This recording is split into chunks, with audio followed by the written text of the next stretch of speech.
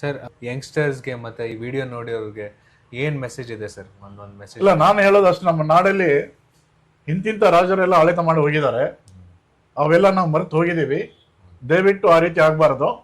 ಅದನ್ನು ನಾವೆಲ್ಲ ಕಡಿಮೆ, ನಮಗೇನು ಸಮಯ ಇಲ್ಲಾಂದ್ರೂ ನಮ್ಮ ಹಿಂದೆ ಆಳಿದಂಥ ರಾಜರ ಬಗ್ಗೆ ಸ್ವಲ್ಪ ತಿಳ್ಕೊಳ್ಳೋದಕ್ಕೆ ಪ್ರಯತ್ನ ಮಾಡಬೇಕು. ಅದೇ ರೀತಿ ಅವ್ರ ಬಗ್ಗೆ ಅನೇಕ ವಿಷಯಗಳು ಇದ್ದಾವೆ. ಈಗ ಮೈಸೂರು ಒಡೆಯರು, ನಾಲ್ವಡಿ ಕೃಷ್ಣರಾಜ ಒಡೆಯರವರು, ನೀವು ಅವ್ರ ಜೀವನ ಚರಿತ್ರೆ ಓದಿ ಅಥವಾ ಅವರ ಆಡಳಿತದಲ್ಲಿರುವಂಥದ್ದನ್ನು ಓದಿ, ಅವ್ರು ಮಾಡಿದಂಥ ಕೆಲಸ ಪ್ರಥಮ ಬಾರಿಗೆ ಇರುತ್ತೆ. ಭಾರತದಲ್ಲಿ ಪ್ರಥಮ ಬಾರಿ ಕರೆಂಟ್ ತಂದಿದ್ದು ಅವರು,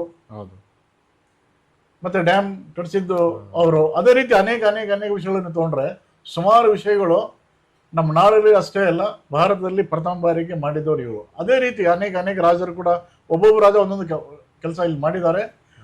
ನಮ್ಮ ಯುವಕರಿಗೆ ಹೇಳೋದು ಅಷ್ಟೇ, ನಮ್ಮ ನಾಡಿನ ಬಗ್ಗೆ ತಾವು ಸ್ವಲ್ಪ ತಿಳ್ಕೊಳ್ಳಿ, ಮತ್ತು ಇನ್ನೊಬ್ಬರಿಗೆ ಅದನ್ನು ತಿಳಿಸಿ ಅಂತೇಳಿ ಅವರಲ್ಲಿ ನಾನು ಮನವಿ ಮಾಡ್ಕೋತೀನಿ.